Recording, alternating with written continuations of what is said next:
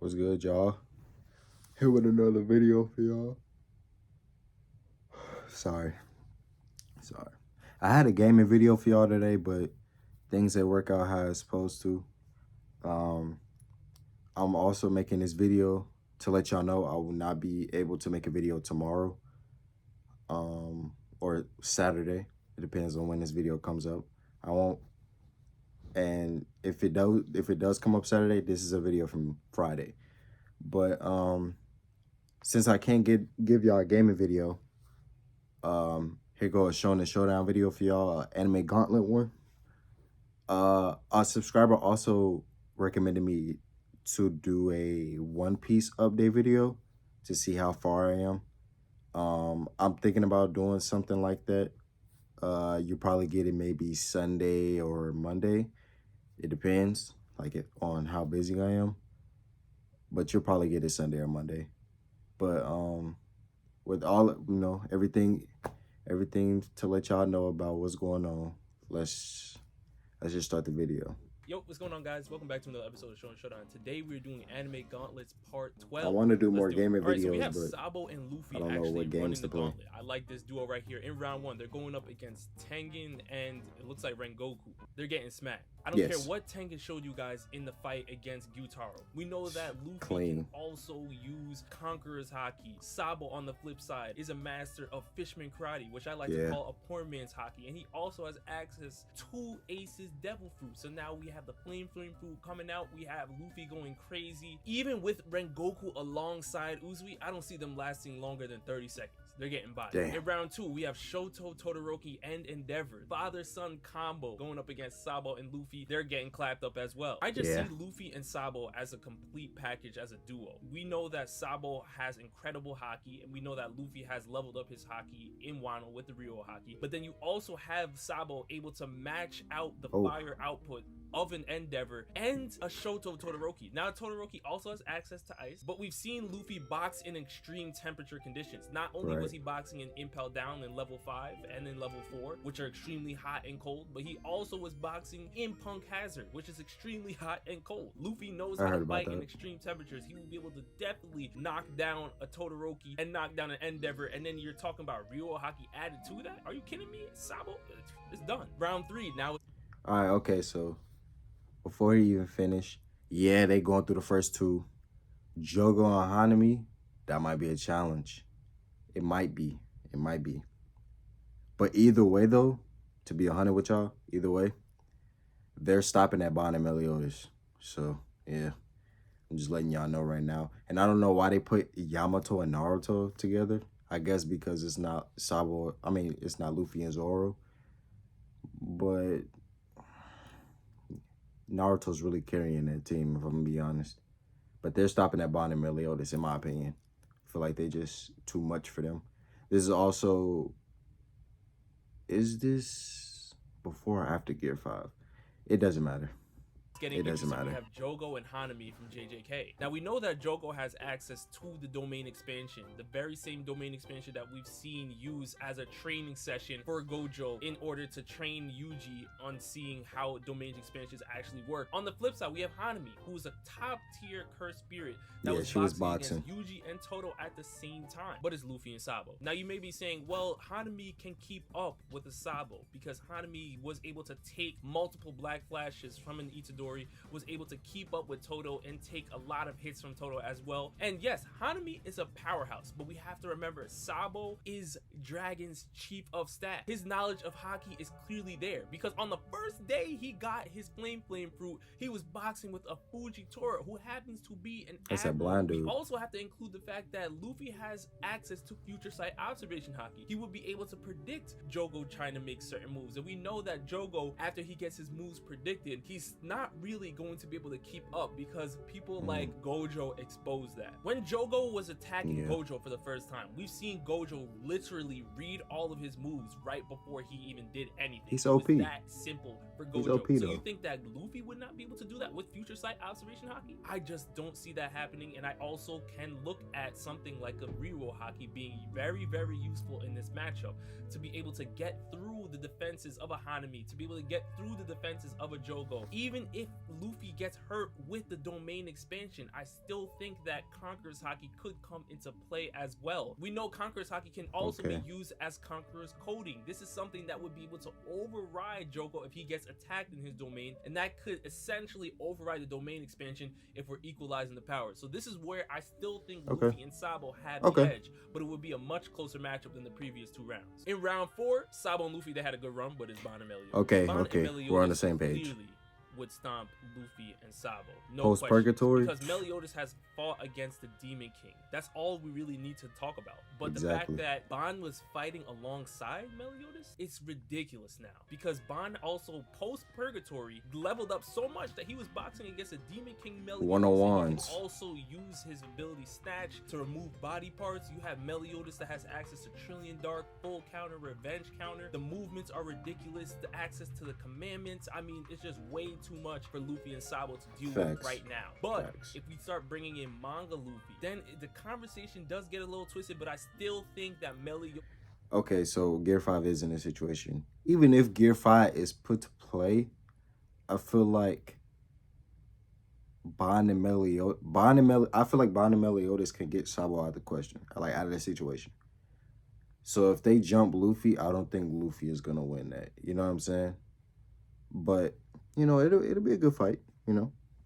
And Bond still win this matchup. We're going on to round 5 with Yamato and Naruto. The first thing I want to add is, how are Yamato and Naruto over Bond and Meliodas? Because I truly believe that Meliodas, in his prime form, Demon King Meliodas, alongside post-Purgatory Bond, are a stronger duo than Yamato and Naruto. Now, if you're talking about Naruto and Sasuke, maybe you can have a bit stronger of a conversation. But I believe that Bond and Meliodas as a duo are more formidable than a Yamato and a Naruto. But that's besides the point. We're talking about Sabo and Luffy. Now, if we're talking about manga Luffy, I'll chill out. We'll talk about anime Luffy now. I believe that Naruto and Yamato should be able to beat Luffy and Sabo if Yamato is able to keep Sabo at bay. And this is the big question. How is Yamato going to match up with Sabo? Because Naruto should be able to defeat anime That's what I'm questioning. Secret orbs. He has access to the Sage of Six Paths Senjutsu. He can also summon thousands of shadow clones. I mean, Naruto is on a completely different level. And let's not forget to add the fact that he can apply a Nine-Tails chakra cloak to Yamato. So not only is he powering himself up, but he's powering up his boy as well. But if Sabo is able to defeat a Yamato, I think Naruto would lose, because there's no way Naruto is going to survive a Luffy and Sabo duo. I don't see that happening because of the Haki plus the future sight. I think those are 2 things that Naruto would have to really watch out for, because Luffy will be able to predict his movements, and you also have Sabo coming in with the flame fruit, which would also be very, very tough, because he's also a Logia now. We have to understand that a lot of Naruto's attacks would be phasing through a Sabo. Luffy would be getting hit, but at least he has access to the future side. Okay, so just a quick question. When it comes to these One Piece things with the let's say the One Piece people have Logia fruits like Sabo, Crocodile, people like that. So when you win an argument, not necessarily an argument, but when you have a situation to where you're asking who's stronger than who, or who will win against who, if they're in like 2 different verses, when people say they won't be able to get touched because of their like the Logia ability, how do y'all feel about that? Because sometimes people will say that, but then like you'll bring up like but if that's the case, will Goku be able to beat them for the same situation? And they, you know, they'd be like, yeah, they would still be able to beat them. How do y'all feel about things like that? Because I feel like if we do try to even the playing field, bro, they have to find something to even out the Logia and the other powers and stuff. I don't know. It's just a thought. To help predict those movements for Sabo. But Yamato defeating Sabo is the big key here in this duo matchup. If Yamato wins, and we know that he has access to Hashirama's wood style, so that is very, very key here, I have Luffy and Sabo losing in round 5. Ooh, okay, so Gaara of the Sand runs the gauntlet. How far does he go? Now, this is very, very interesting, because in round 1, we have Abdul from JoJo. Abdul was Obviously, tough. Gaara wouldn't be able to see Abdul's Magician's Red, his stand, and we know that Abdul has the Flame stand. I still think that Gaara would be able to protect himself against an Abdul and be able to move inside and make sure that he gets a sand burial off or things like that. And we have to also remember, Gaara in this form did not have access to Shukaku. Even though that's a huge handicap, I still believe that Gaara's experience, and we've seen him, I feel like he got stronger father, though. that he would be able to take down Abdul, because Gaara's been able to evade opponents like Datara in the past. So Gaara wins in round 1, and now we're moving on to round 2 with Josuke. In theory, Josuke should win because Josuke has the ability to heal himself. We know the... No, he does not. He can heal... I'm pretty sure they cleared this up in the comments too, but for those of y'all who don't know, he cannot heal himself. He can only heal others. He cannot heal himself.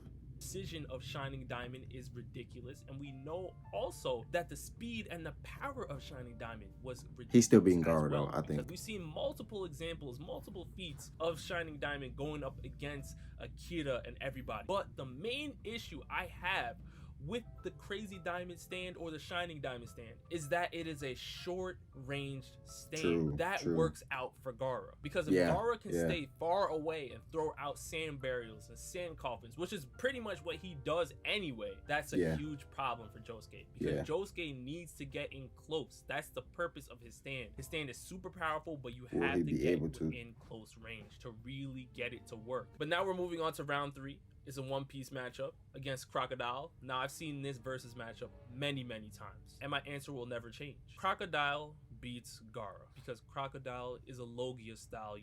Oh, okay. See, this is what I'm saying. But this is why I disagree with him. This is why I disagree with him. Only because while Crocodile is a Logia, Gaara can control sand. So if Crocodile goes into that sand form, then what?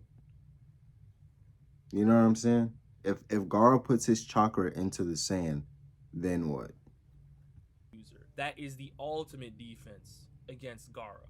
If Gaara cannot figure out a way to battle against Logia style users, that is an issue. And I don't know if Gaara has access based off of his techniques, based off of Gaara's finishing moves, sand burial, sand coffin. I feel like Crocodile is the perfect match for Gaara. Based off of his finishing moves, I have not seen any crazy abilities from Gaara that would be able to stop Crocodile, because we've seen Crocodile even making moves within the Marineford War, attacking opponents that I think Gaara would struggle with right now, whether it's a Diamond Jozu or anybody like that. Doesn't mean Gaara is weak. It just means that Crocodile being a Logia is very advantageous for him. So now we can move on to round 4, and we see Merlin from 7 Deadly Sins. Goodbye, Gaara. Are you serious? This would be one of the quickest matchups of all time. The moment that the fight starts, it ends with Merlin, because Merlin has access to so many different magical abilities. She has perfect cube, she has infinity, and we can also couple the fact that Merlin was figuring out how to deal with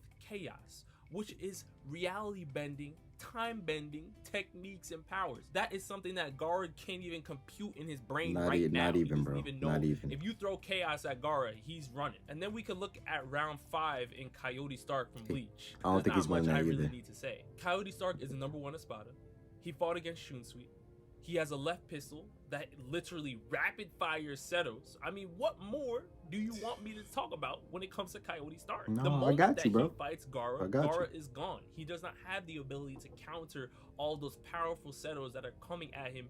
Close range, long range, none of it really matters. It's Coyote Stark. And again, I think Gaara is incredible within the Naruto verse. He can do some things, but once you start going into the Bleach verse, I gotta see some extra moves from Gaara, because I believe that Coyote Stark's spiritual pressure alone would be problematic for Gaara's sand and how it moves. Yes, sir. We have MUI Goku, one of my favorite characters. Let's do it. In round 1, we have Gojo. If Gojo is able to capture Goku within his domain expansion, that is a very big problem for Goku. Now, I know some of the DBZ fans out there may be bringing up points about how Goku was able to fight on different planes of existence at higher dimensional levels, how he was able to use image training and things like that. So Gojo's domain expansion factoring in against his mind, Goku would be able to at least counter that. But we also have to understand that an infinite amount of information being downloaded into your brain all at once is ridiculous. I don't know how many people are going to be able to deal with that. But on the flip side though, the last time I checked, it takes a couple of seconds for Gojo to get that domain expansion off. It is not instantaneous. And MUI Goku, Mastered Ultra Instinct Goku, is faster than anything Gojo has seen in his entire life. So because of that alone, if Goku is starting off in Mastered Ultra Instinct, the fight is done. Because if you want to talk about speed blitz, this is the epitome. This is the highest tier of speed blitzing right now.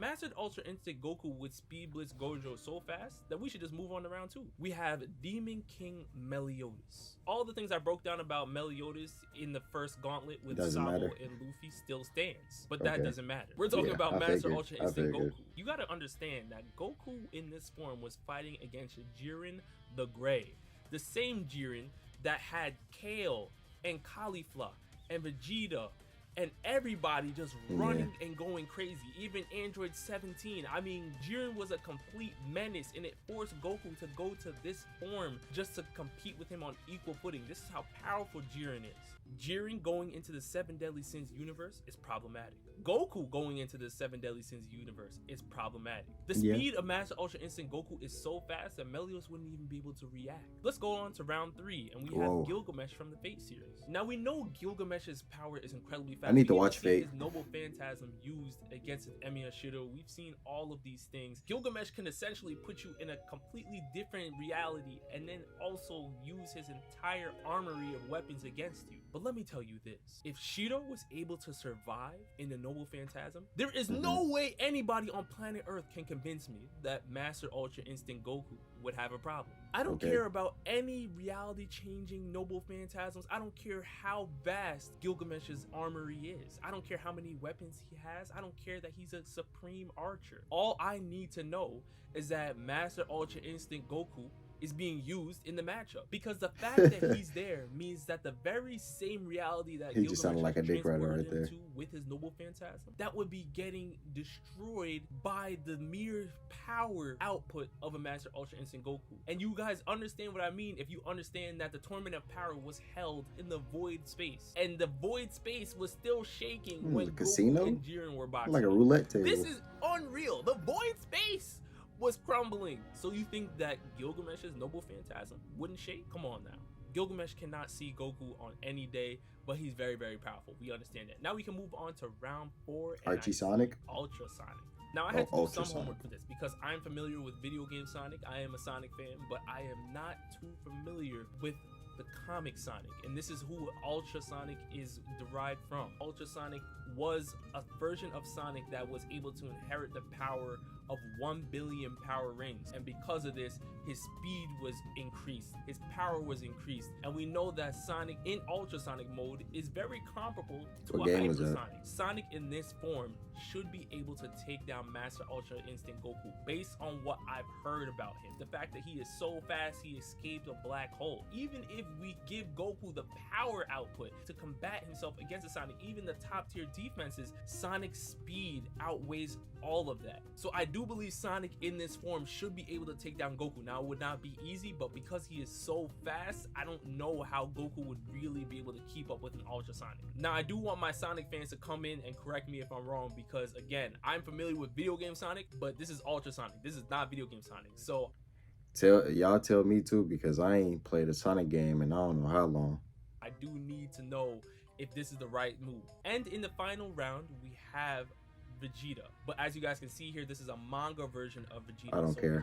I ain't watched Dragon Ball anyway. But this version of Vegeta actually is the Ultra Ego version of Vegeta. So this means that he was able to gain the power of destruction, which is the power of Hakai in this form. He trained with the gods of destruction from based off of what I've heard about him. And in this form, I'm not sure how it matches up to an MUI because I'm not caught up on the DBS manga, but just know that he's very, very powerful. Now it's time for the last gauntlet. Let's get right into it. We have Prime Rayleigh and Prime Luffy.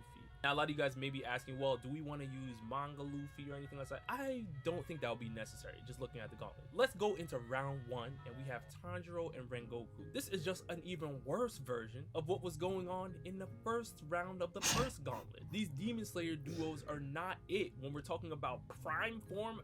Bro, it's just a round 1. Tier? Are you serious? Rayleigh alone would be they try to give him a chance. And Tanjiro to their graves with little to no difficulty, because Prime Rayleigh was boxing against some top tier opponents. He even stopped Marco with a finger. We know his haki was on a completely different level, and he's comparable to Roger. He's pretty much a baby Roger. And the fact that Luffy is as powerful as he is now thanks to a Rayleigh, we have to start putting respect on our One Piece characters. We're going on to round 2, and we see Gon and Killua. So I mean, somebody does not like the Hunter x Hunter verse, because I don't see them lasting more than 30 seconds as well. I mean, they are getting packed. No, like, I'm gonna be honest, bro. What is this list? What is this gauntlet, bro? I don't like it.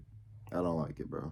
We can talk about Adult Gon. We can talk about Godspeed Killua. First of all, Godspeed Killua wouldn't even be able to paralyze Luffy, because he's immune to lightning style techniques. And let's also add the fact that Luffy has access to Future Sight. Are you kidding me? Conqueror's haki in both of them, Armament haki in both of them, Ryuo haki in both of them. It's done. You can bring in En, Ren, Yoko, all of these things. The fight is over.